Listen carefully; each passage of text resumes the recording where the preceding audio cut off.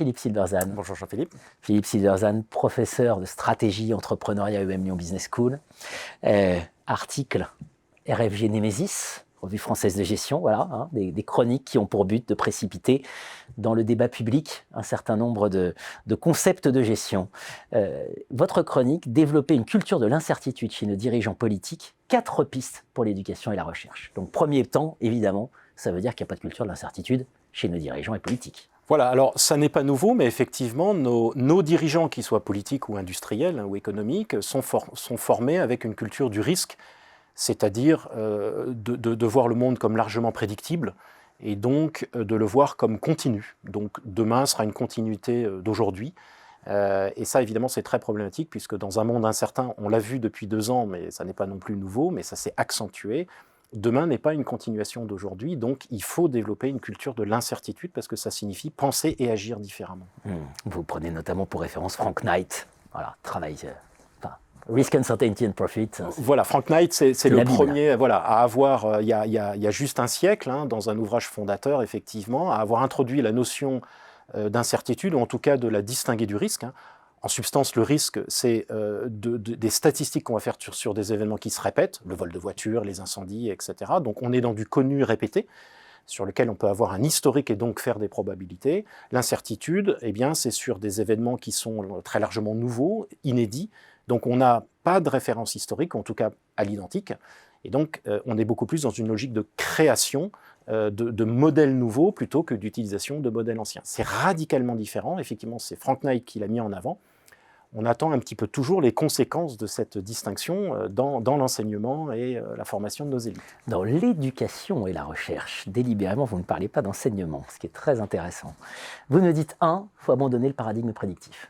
Alors, voilà, ou en tout cas le diminuer. On ne se passera pas de prédiction. Quand vous montez dans un avion et que vous avez acheté un billet pour Marseille, vous êtes content que l'avion aille effectivement à Marseille.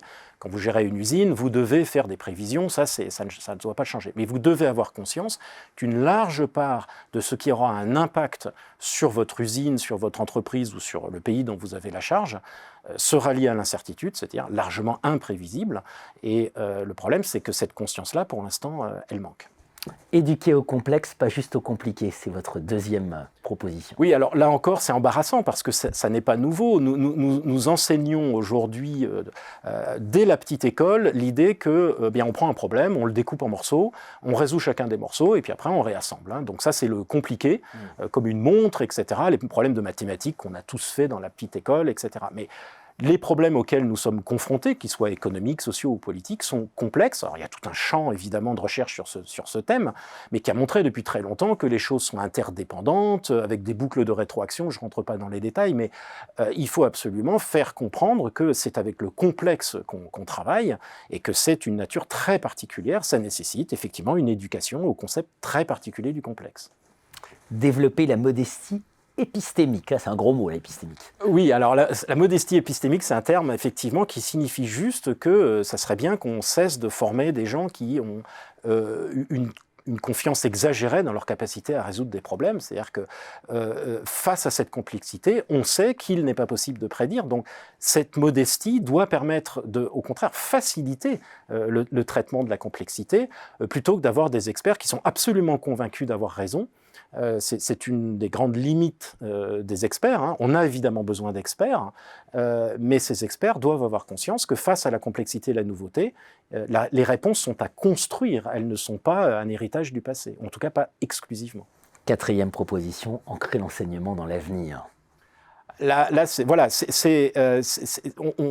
est principalement basé sur, évidemment, les grands anciens, ce qui a marché dans le passé, ce qui est encore une fois très utile. Hein, c'est bien d'apprendre les grands auteurs, c'est tout à fait fondamental, mais la posture, c'est de dire qu'il faut apprendre à se confronter à ce qui ne s'est jamais passé, et donc là, avoir une logique, alors qu'on va pouvoir appeler entrepreneuriale si on le souhaite, mais dans l'acception la plus large du terme entrepreneur, c'est-à-dire le leader, au sens là aussi le plus large, doit avoir une approche créative, puisque les défis auxquels on est confronté sont pour une large part nouveaux, et donc on ne va pas utiliser les recettes anciennes, on va devoir les inventer.